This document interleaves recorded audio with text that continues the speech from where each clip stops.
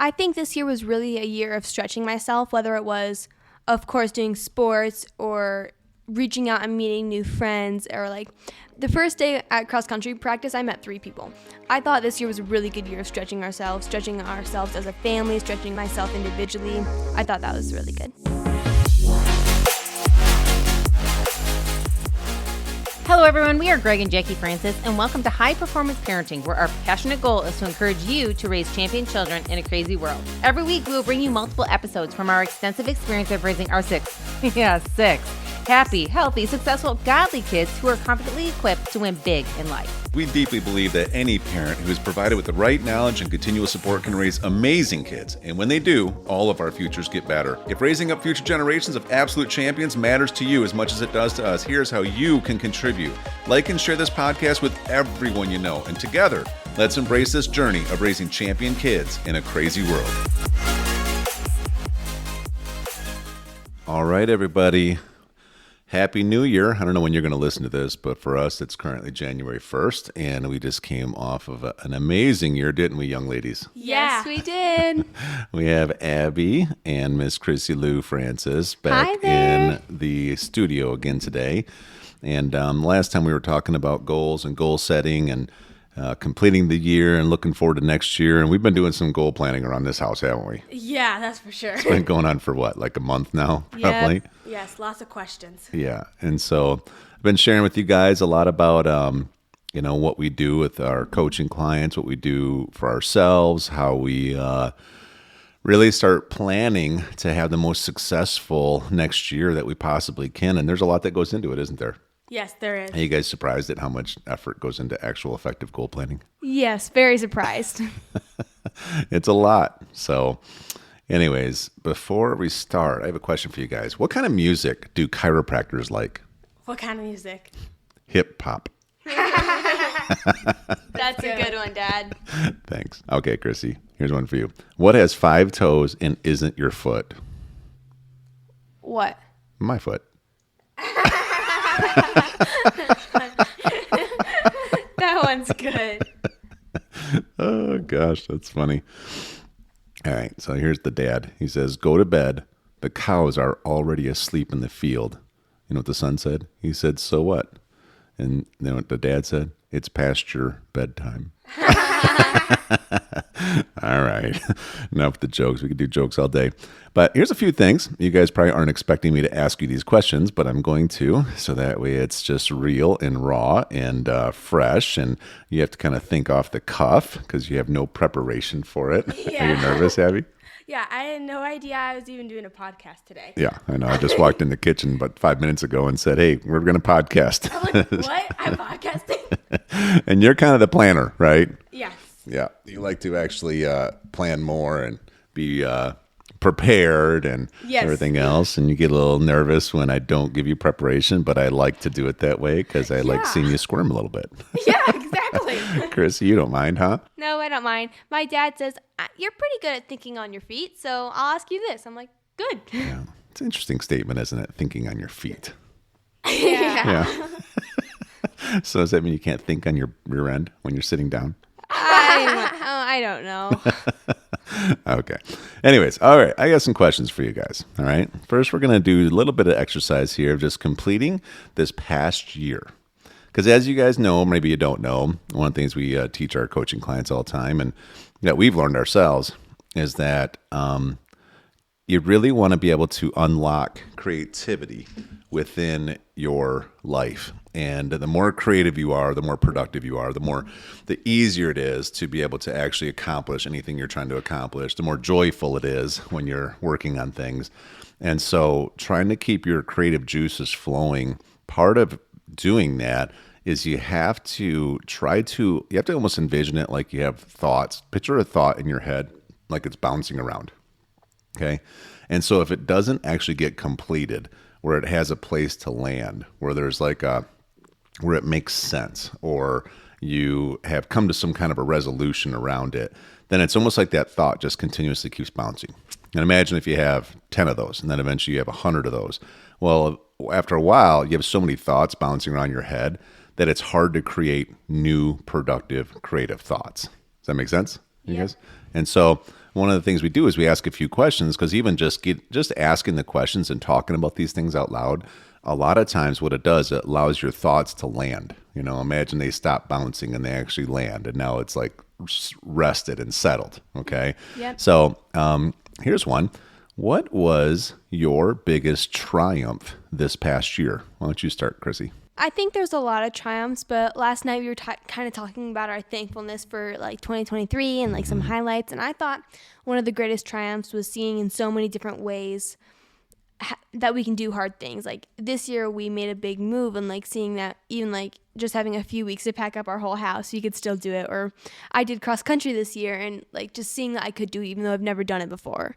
Like just seeing the real life, like seeing it played out that we can do hard things. Mm-hmm. Or getting a snake out of the garage. Yeah, that was kind of crazy. I wasn't there, but I wish I would have kept the recording on the camera, because I heard it was pretty intense. It was.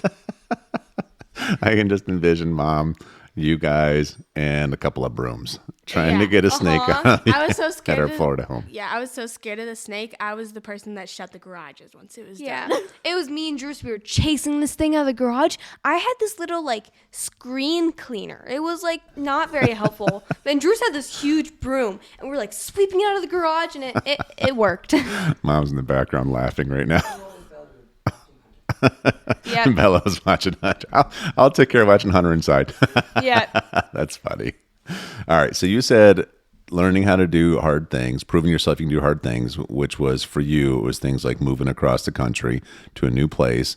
It was actually doing cross country as a sport, which you've never done before. Right. And proving myself to the players, to the coaches, to the people watching that I can do this. Mm-hmm. Yeah, because you just kind of showed up and started running. They just pointed a direction, and you're like, all right, Yeah. how does this work, right? Yeah.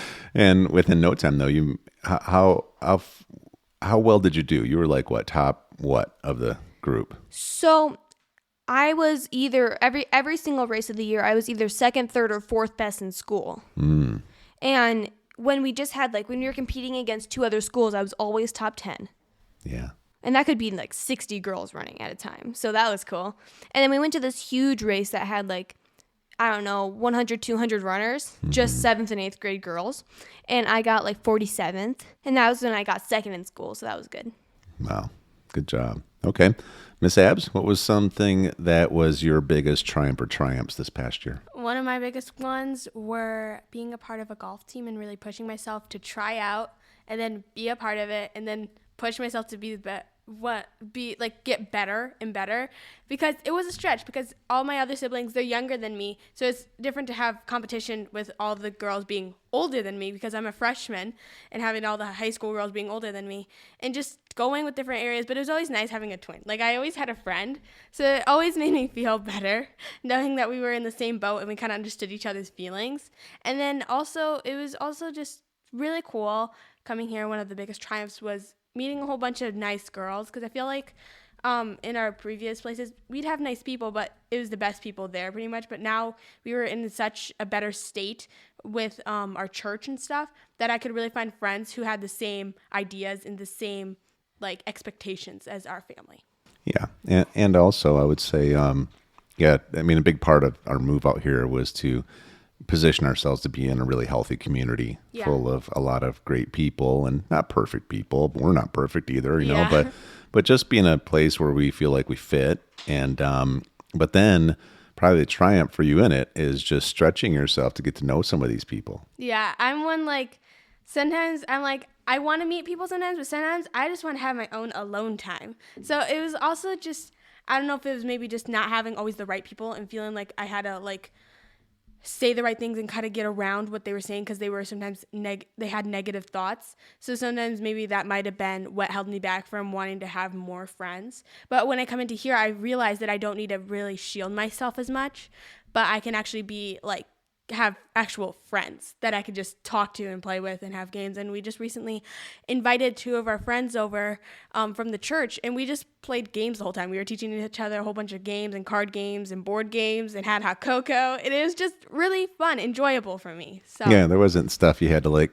fight against or combat against or try to avoid. People weren't pulling out weird stuff on their phones or, just talking highly negative or just doing things that don't fit well with our philosophy, right? Yeah, and they're like really respectful. They always say like please and their thank yous, and they're just have really good manners, and they're very polite. And like it was Drewsy's birthday around the time like we didn't even like ask them to bring anything, but one of them brought a gift for our brother for his birthday, which was just really sweet. Like we didn't even ask for it, and it was just really, really fun. It's super cool. That's awesome. Okay. How about this one? What do you what would you say is a word that best sums up and describes your experience of this past year? Yeah, word or a phrase, a sentence, whatever. Yeah, I think this year was really a year of stretching myself, whether it was, of course, doing sports or reaching out and meeting new friends, or like the first day at cross country practice, I met 3 people. Well, I met 2 people and I already knew one, but I kept meeting new people, and I thought this year was a really good year of stretching ourselves as a family, stretching myself individually. I thought that was really good. Mm-hmm. It's great. Okay. Something for me was like God's got our back. I feel like it was like the whole journey of just trusting God, because this was our dream to have a community like this, and God just leading us through it all. And it was also a year of flexibility. We said that in the beginning of the year, like this is going to be a year of flexibility. We don't know exactly how it's all going to work out. Like none of us knew really where we were going. We knew where we wanted to end up, but we didn't know what was going to be happening in the in between. So it was just a year of flexibility and a year of growth. That's good, and that's true. As a family, we kind of determined that was going to be the last year was being flexible, because there, like you said, I mean, we were taking an adventure. We're kind of moving to a new area, new whole section of the country, right? Yeah. I mean, which is different. Like we don't even know what the weather's like. We don't even know what to expect each day. We don't. We've never lived in high desert before, where like your grass dies if you don't have a sprinkler system across your entire yard. We've never sat and looked at mountains or, just experienced the big swing in temperature where it gets warm and then it drops 40 degrees at night kind of thing. Yeah. And, and even then, like a whole new neighborhood. We don't know who our neighbors are yet, new church. We had never really belonged to one fully before. So now what does that mean? I mean, new potential friends. How does it work with, grandma and grandpas and, traveling and visiting, and it's just a lot, right? Definitely a lot. It was cool coming in here and being something completely different. One thing that was really good is that, so when we were in Florida, it would be super humid. Like 80 in Florida would be like 110 here. Mm-hmm. But you could wear jeans at 100 degrees here and like late, like in the summer, like in the evening. So that was cool. Yeah. Because it wasn't as humid. It was so dry that we have no humidity. So it wasn't like you weren't different. even sweating. Yeah, and I could actually do my hair and it would stay nice. Like, there's no point. Wow, me too. It's amazing. You don't have any problems with that, Dad. You guys, though, in Florida, holy curly hairs. Yeah. And my hair isn't even very curly. Like, even Bella's, like, hers is perfectly straight. Every time, like, her hair dries, like, after she cleaned it, it's like, looks like she straightened it. She's like, I'm like, Bella, you're so blessed. And then like in Florida, even hers would get like volumized or staticky or it's great we can do our hair here. Oh, makes me happy to be a boy. All right, how about this one? What was one of the most loving services you performed this past year? Something kind you did for others. Could be a sibling, could be other people, could be mom and dad, could be anybody. I thought that there's a lot of things that we did as a family to help our community around us. I thought that some of the nicest things, let me think. How about you, Abs? You got anything? I think one of the nice services that we've done this year was we were helping a family who had been through a hard loss. And we helped them, whether it was watching the kids or going to their house or making some meals for the kids, and just comforting them through their hard state. And also I think another one was how when we were driving up from Florida to go to Boise, we stopped by in Wisconsin to be with our grandparents, both of them, and we really spent the time just to be with them and hang out with them, because it was a big trip going from Wisconsin, only being 22 houses down from some of our grandparents, and like only a couple of hours away from our other ones, from going all the way to Idaho, which is like a long drive in a couple of hour flight. So it was a big difference, but we made sure that we loved on them and that we spent time with them and just had the best time we could with them. Mm-hmm. It's really good. Anything to add, Lou? Yeah, I thought that was great. I mean, I was part of the school year. I think it was fun. Maybe not the nicest thing, but I thought it was really cool how, so Drews and Ellie are just a little bit younger than I am, and I was like their language arts teacher for homework, and I always took the time and made it fun and did games with them and everything. So yes, of course it was like part of their education, and mom and dad are willing to like pay me for it and stuff like that, but it was really fun doing that with them. You put your heart into it. Yeah. You went above and beyond, and you try to make it really enjoyable for them. Right. And that takes like your extra effort to do it. Yeah, it does. So. And I tried to make sure like Drew's got it like right away, but Ellie was like still learning the basics. Like this was like one of her first years doing like language arts and stuff and grammar. So I really made sure she understood it, and I thought that was cool. Awesome. All right. We'll continue in the next one. All right. Hey everyone, thanks for listening and thanks for your love and support. We hope that today's episode added tremendous value to you and your family.